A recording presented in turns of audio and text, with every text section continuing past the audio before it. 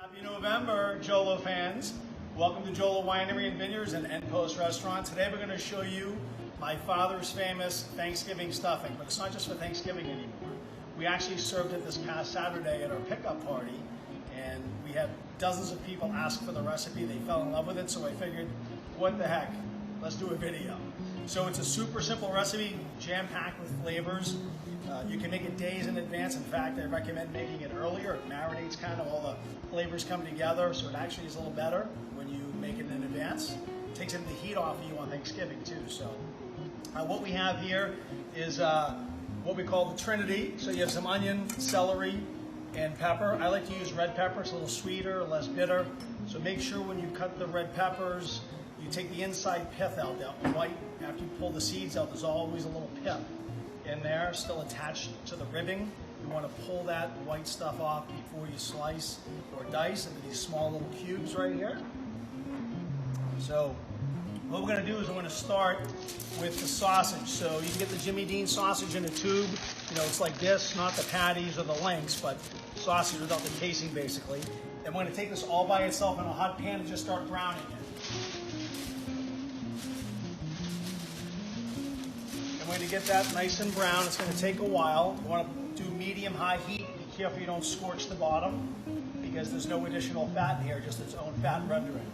So we're going to cook that down and we'll show you what that looks like momentarily. Here we have the brown sausage. And I know a lot of you are thinking, oh, it's going to be a lot of fat in the bottom of the pan. But you can see here, there's really no fat. Don't forget, pork is generally pretty lean. So unless you're cooking with bacon, of course. But this ground sausage is already pretty lean. You see there's not much fat at all in here. So we're going to add now the sticks of butter. So we're using 2 pounds because we're making this for 200 people. So we have 2 pounds of the butter. And then we're going to add in all the celery, the carrots, and the red peppers. If you want your red peppers cooked a little bit more, they take a little bit longer than the celery and the onions. You can always cook them in there first, but I'm going to have a little crunch to this. I don't like to overcook the vegetables, excuse me. So a lot of folks are saying, how come you're not putting any seasoning in right now? Well, if you're using salted butter at home, you're going to get salt there. The sausage is pretty salty, and all the Pepperidge Farm are already seasoned, so they're already going to have a little bit of salt in there. So you can add that later if you need it, but we're also going to moisten it with a little chicken broth, which is salty. I do add a little bit of extra thyme. Even though it's seasoned, I just like the citrus quality of thyme, how it brightens the flavors up. It's almost like adding salt, but that nice little citrus backdrop that nobody can quite figure out. So a little bit of thyme there. And we're going to sweat all this down, and we'll show you how to assemble it. Super simple.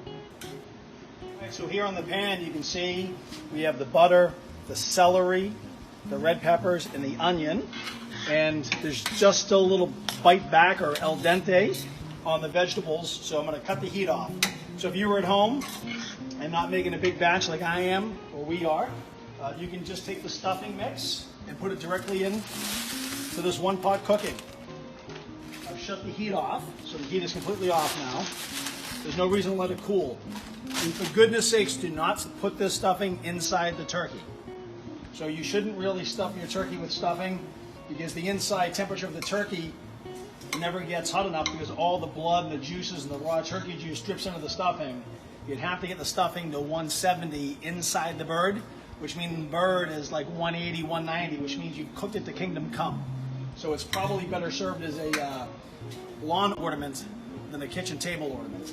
So do not stuff your bird. Unless you're going to put some aromatics, maybe some celery, some lemon, which is what I do, some garlic, and half an apple diced up. So this is how easy this is. So you can see now the stuffing, and you'll mix this up. Get it all incorporated. And I'll show you how to assemble it here in a moment. Here you can see we've taken it out of the pan because we're making a big batch. And we've added a lot more of the breadcrumbs. So it's going to get really dry. So to moisten it up, we just add some chicken broth. So this is high-end chicken broth. You can use right out of a can, or that College Inn or the Swanson's, no problem. And you want to add less than you think because you want to taste along the way. It's a job hazard. And then make sure it's not getting too salty between the chicken broth and the sausage. And then from there you can just add regular water, which is what this is, to help keep it moist. Because once you oversalt it, there's not much you can do to recover. So we're gonna continue to mix this and we'll show you how to serve it. We have it, and this is kind of the consistency you're looking for now. So you can see if I pick it up, you can kind of make a meatball out of it. So you want it to be a little moist, and like I said, you can cook this the Sunday before Thanksgiving. It actually does better the longer it sits. And once you prepare food, it's good for 7 days, 6, 7 days in a stable refrigerator. So you can serve it either on a platter, so you can put it in the oven to heat it last minute in an oven dish, and then just transfer it to a beautiful platter if you're doing family style service. Or at our house, what I like to do, it's kind of fun, you just put it in a muffin tin. And you already have some butter in here and so on, so you really don't need to grease it. So like this, make a nice little muffin out of it. Make all the muffins, you'll pop this in the oven, and then you can take them out when they're done and put them like that beautifully. They'll have a nice brown crust on them from the oven. 375 just to warm it up. You get a little brown crust, and you can put this on a platter for as many guests as you have. Maybe a little sprig of rosemary across the top. And of course, you'll wash it down with some gorgeous Crimson Creek, which is a ideal partner for turkey, stuffing, and cranberry sauce. Happy Thanksgiving to you and your family. We'll see you soon.